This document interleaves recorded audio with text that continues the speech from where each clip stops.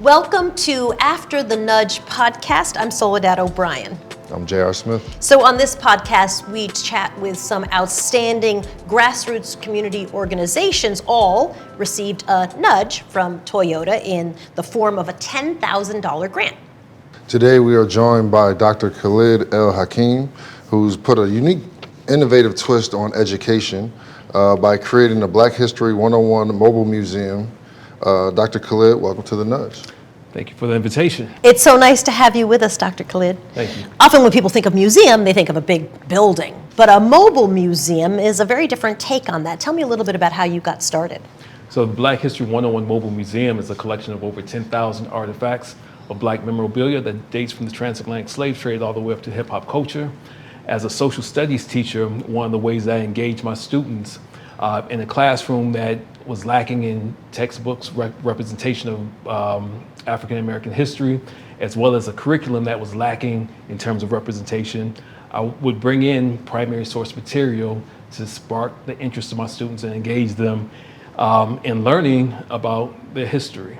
Over time, I decided to take this concept of artifacts and put it in public spaces. And really in tribute to the Black Museum movement with people like Dr. Charles Wright, Dr. Margaret Burroughs, who both had mobile museums, and found after going to public spaces, the demand and the value that people saw of this type of material was really overwhelming. And I started to get invitations to go to different schools, public libraries, corporations, other K through 12 schools, as well as colleges, and it just grew and took on a life of its own. Yeah.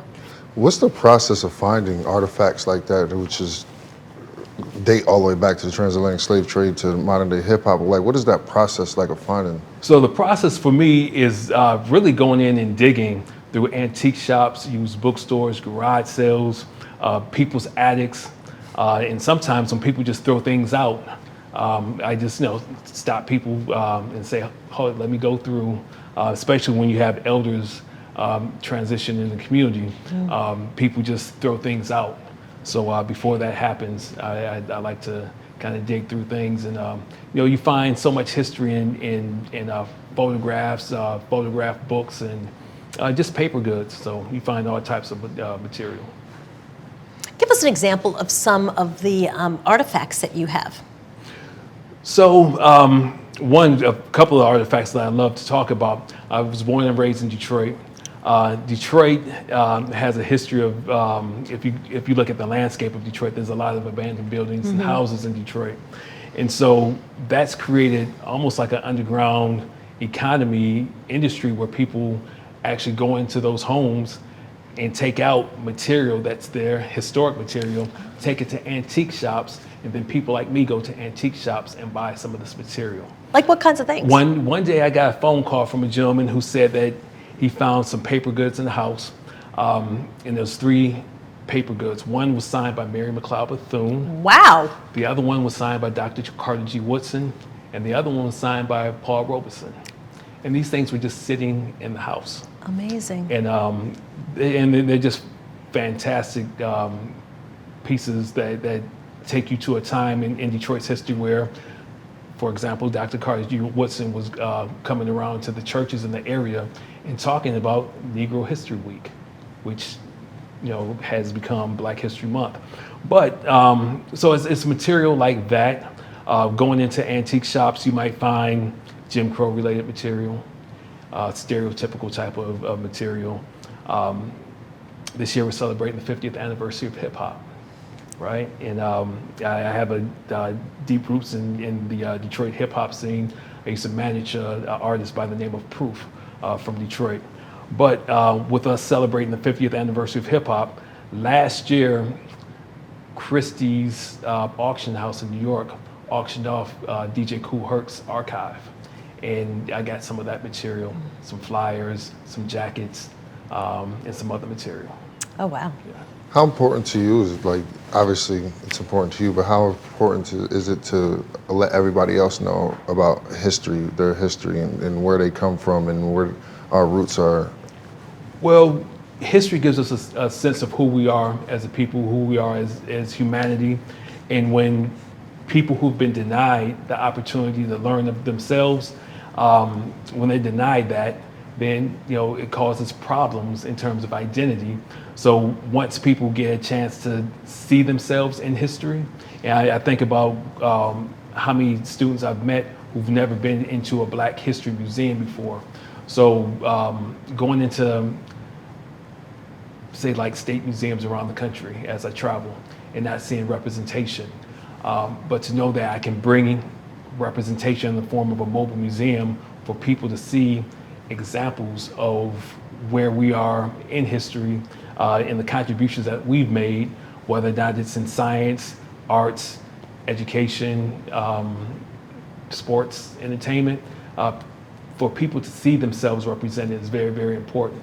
So, and to be able to take this material to schools and different communities around the country has been a phenomenal experience. Yeah, I bet. Yeah. It's an interesting time, I think, is. too, right? On one hand, Yes. I think more Americans than ever are learning about things like the Tulsa race riots, Right. which I would say most people had no knowledge of, even though it's been 100 years. Right. And on the other hand, we know that books about Ruby Bridges, are being banned in some school districts, or even just books by Black authors are being Absolutely. banned. And so it sometimes feels like talking about Black history is problematic, especially when it comes to kind of a K through 12 audience. Have you been feeling that? How do you deal with that? So over the years, I found my tribe in different educational institutions around the country. And people have been very supportive of the work. It wasn't until this year that I've traveled where I've had to deal with people being afraid of bringing me in, because these type of conversations in this climate right now is the difference between somebody having employment and not. Right. It's the difference between institutions receiving state funding and not. So there's a lot of things tied to this. But this is also a reminder of the legacy of those who came before us and sacrificed for us to get this far. And so this is really a call for us to re-engage in this work of struggle and stand up at this point in time and understand what we're tasked with as educators, as citizens of this country. And we really need to take full advantage of these times right now. Put into, for me, description of what this mobile tour looks like. Is it a bus? Is it a van? How many people do you continuously try to have through a day, or how long is it open when you do the tours? When I first started off, I actually had a van, a mobile unit in the city of Detroit. And I had that for about 10 years before I started getting invitations to come outside the state. And once I started going outside the state, there was a cost factor in terms of taking this trailer around the country. So I started taking the collection itself out and just using the spaces of the K through 12 schools or the colleges or the corporations that I go to. So now I travel with about 150 to 200 artifacts, show up, set up in a space. People come throughout the day. I give a lecture. Some places keep me for a day or two. Sometimes I'm up for a week. But usually from 10 to about 3 o'clock, people come through, and it's very powerful because it gives a space for these difficult conversations to happen.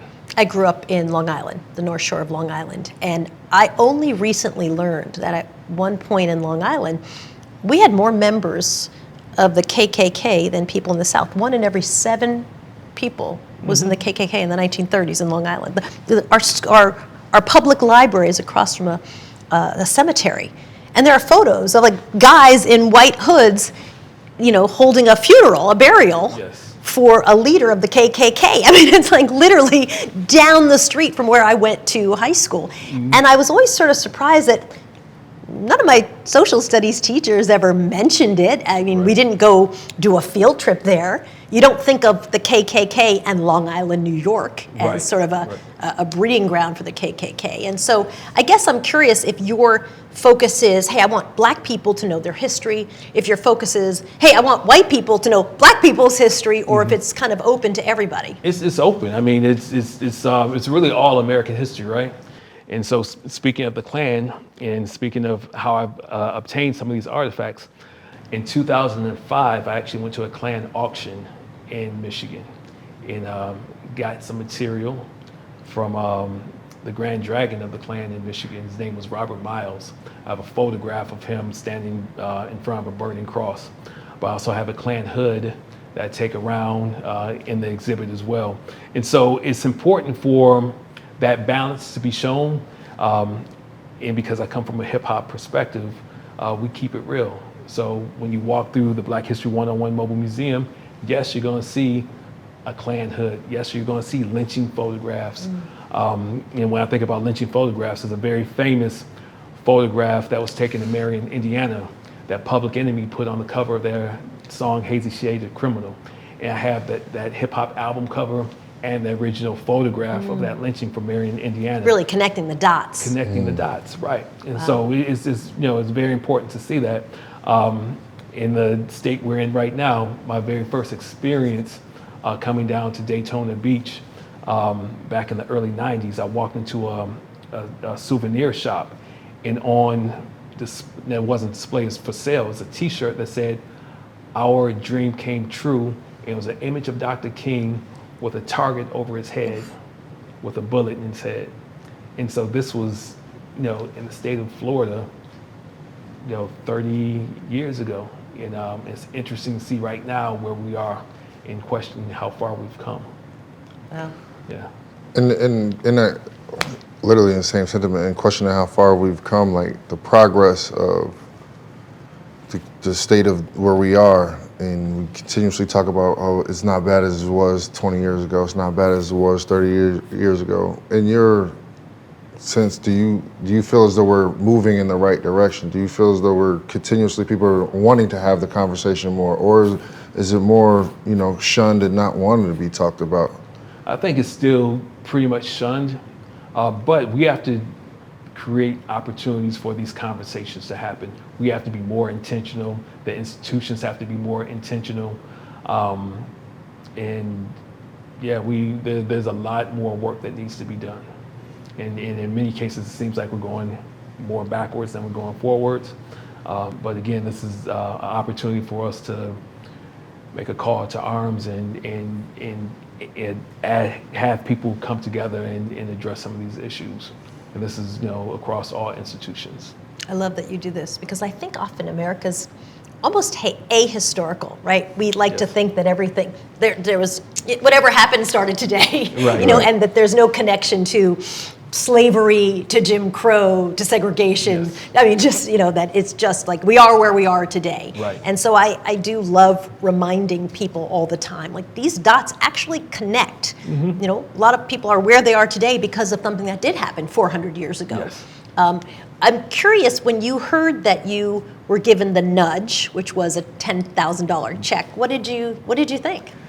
It was a game changer. The type of support, the type of visibility that the commercial gave to the museum was amazing. And having the grant opened the opportunity to offer the museum at a lower cost to certain institutions who couldn't necessarily afford the museum. And it's just a huge blessing. What's your goals for the future, for the museum, for the people? Like, what do you see yourself in the foundation going forward in the next couple of years? So we have two initiatives that we're doing. One is a hip hop based initiative that's called the Michigan Hip Hop Archive. And so with the Michigan Hip Hop Archive, we're documenting, preserving the artifacts, the historical and cultural material of hip hop culture in the state of Michigan. People think East Coast, West Coast. Is there a big hip hop history in the state of Michigan? Oh, absolutely. I mean, Sorry, we get, starting from our pioneers, people like Awesome Dre, and Esham and MC Breed, but obviously you have Eminem. Oh, of course. Yeah. But we want to document all of that. But not only the contributions that the artists that are from Michigan, but also the hip hop that has come to Michigan. So when we think about the early tours with Run DMC coming to Michigan and the places they went. You might ask, where did Tupac go when he came to Michigan, or somebody like Biggie? So we want to document all those experiences.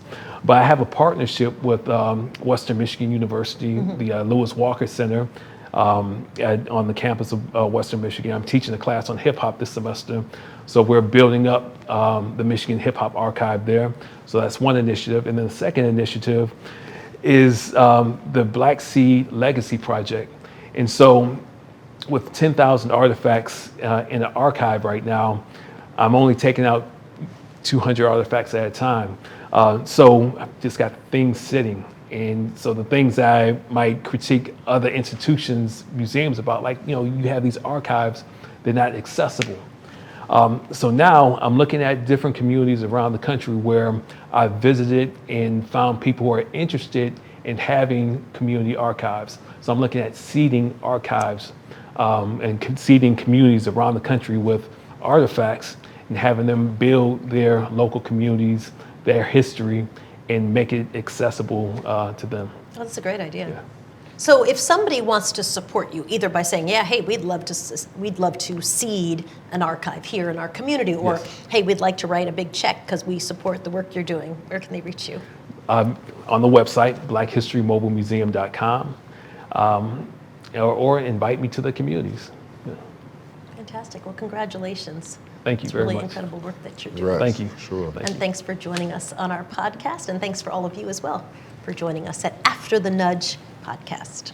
And we always say never underestimate the power of a nudge. It obviously was a really big deal for your organization and so many others. Thank you very much. Thank you. Appreciate Thank you.